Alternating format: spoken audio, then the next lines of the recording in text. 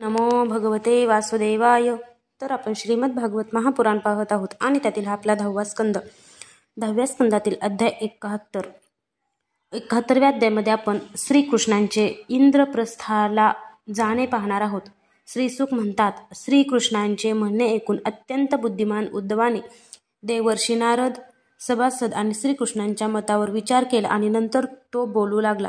उद्धव म्हणाला, भगवन देवर्षी नारदांनी प्रमाणे आपण आतेभाऊ पांडवांच्या यज्ञात जाऊन त्यांना सहाय्य केले पाहिजे. त्याचबरोबर शरणागतांचे रक्षण करणे हेही आपले कर्तव्यच आहे. हे प्रभो, जो सर्व दिशांवर विजय मिळवतो तोच राजसूय यज्ञ करू शकतो. तेव्हा जरासंधाला जिंकण्यामुळे पांडवांचा यज्ञ आणि शरणागतांचे रक्षण या दोन्ही गोष्टी साधतील असे मला वाटते. शिवाय यामुळेच हे गोविंदा आमचेही मोठे काम होईल. त्याचबरोबर कैद केलेले राजे मुक्त केल्याने आपली सर्वत्र कीर्ती होईल. जरासंध इतर बलवानांनाही जिंकल्यासारखा नाही, कारण त्याला 10,000 हत्तींचे बळ आहे. त्याला फक्त तुल्यबळ भीमसेनच पराभूत करू शकतो. त्याला द्वंद्वयुद्धात जिंकले पाहिजे.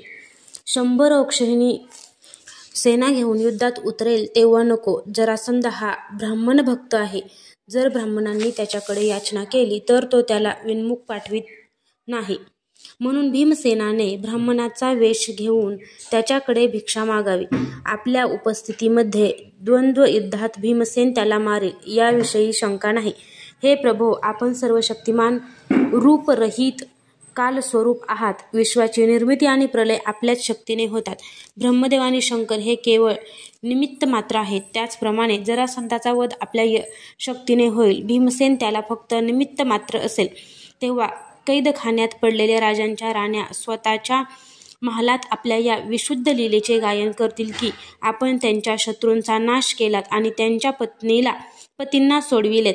यापूर्वी ज्याप्रमाणे गोपी स्वतःला शंखचूडापासून सोडविण्याचा पराक्रम गात शरणागत मुनिगण गजेंद्र आणि जानकीच्या उद्धाराची लीला गात, तसेच आम्ही आपल्या मातापित्यांना कंसाच्या कारागृहातून सोडलेल्या लीलेचे गायन करीत असतो.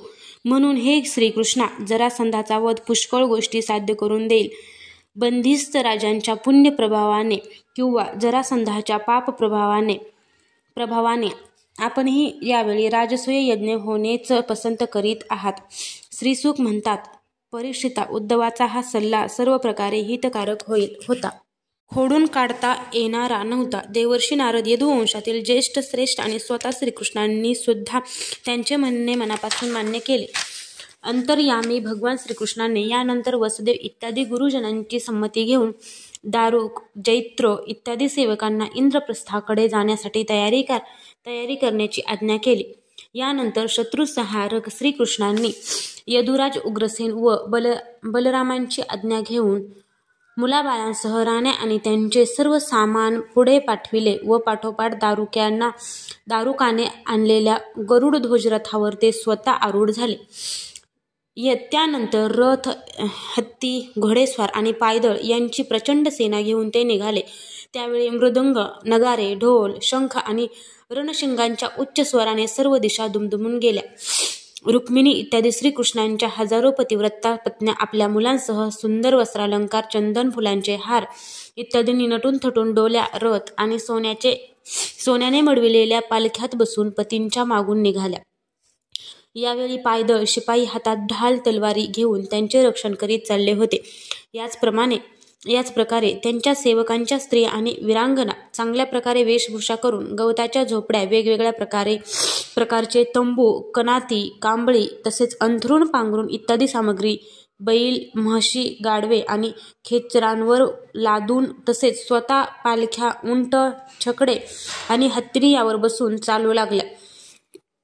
जसा सुसरी, मगरी आणि लाटांच्या उसळण्याने क्षुब्ध झालेला समुद्र शोभून दिसतो, तशी अतिशय गोंगाट होत असलेली, फडफडणाऱ्या मोठमोठ्या पताका, छत्रे, चांबरे, श्रेष्ठ शस्त्रास्त्रे, वस्त्रालंकार, मुकुट, कवचे यांनी युक्त आणि दिवसा त्यांच्यावर पडलेली सूर्याची किरणे यामुळे भगवान श्रीकृष्णांची सेना अतिशय शोभून दिसत होती. नंतर श्रीकृष्णांनी सत्कार केलेले नारद त्यांचा निश्चय ऐकून व त्यांचे दर्शन झाल्यामुळे प्रसन्न झाले. त्यानंतर त्यांनी केलेली पूजा स्वीकारून देवर्षी नारदांनी त्यांना प्रणाम केला आणि त्यांची दिव्य मूर्ती हृदयात धारण करून आकाशमार्गाने प्रस्थान केले. यानंतर भगवान श्रीकृष्ण जरासंधाच्या बंदी राजांच्या दूताला आपल्या मधुर वाणीने आश्वासन देत म्हणाले, दूता, तू तुझ्या राजांना जाऊन सांग की भिवू नका, तुम्हा सर्वांचे कल्याण असो, मी जरासंधाला मारवेन. भगवंताचा निरोप घेऊन गेलेल्या दूताने त्यांचा संदेश राजांना सांगितला. ते राजेसुद्धा कारागृहातून सुटण्यासाठी भगवंताच्या दर्शनाची वाट पाहू लागले. नंतर श्रीकृष्ण अनर्थ, सौवीर, मरु, कुरुक्षेत्र आणि तेथे जाताना मध्ये लागणारे पर्वत, नद्या, नगरे, गावे, गौळवाडे, खाणी इत्यादी पार करून पुढे जाऊ लागले. भगवान मुकुंद दृश्यद्वती व सरस्वती नदी पार करून तसेच पांचाळ आणि मत्स्य हे देश मागे टाकून इंद्रप्रस्थाला जाऊन पोहोचले. त्यांचे दर्शन माणसांना होणे दुर्मिळ आहे. ते श्रीकृष्ण जवळ आलेत ही बातमी समजली तेव्हा आश्चर्य आणि संबंधितांसह युधिष्ठिर त्यांच्या स्वागतासाठी नगरांच्या बाहेर आला. मंगलगीते गायली जाऊ लागली, वाद्य वाजू लागली, ब्राह्मण उच्च स्वरात वेदमंत्र म्हणू लागले. इंद्रियांनी मुख्य प्राणाला भेटण्यासाठी आतुरतेने जावे त्याप्रमाणे धर्मराज अत्यंत आदराने ऋषिकेशांचे स्वागत करण्यासाठी निघाला. श्रीकृष्णांना पाहून युधिष्ठिराचे हृदय अत्यंत स्नेहाने सद्गदित झाले. पुष्कळ दिवसानंतर आपला प्रियतम भेटल्यामुळे तो पुन्हा त्यांना आपल्या हृदयाशी कवटाळू लागला. लक्ष्मीचे पवित्र निवासस्थान असलेल्या श्रीकृष्णांच्या श्रीविग्रहाला दोन्ही बाहूंनी आलिंगन दिल्यामुळे युधिष्ठिरांचे सारे पाप नष्ट झाले. तो परमानंद समुद्रात डुबू लागला.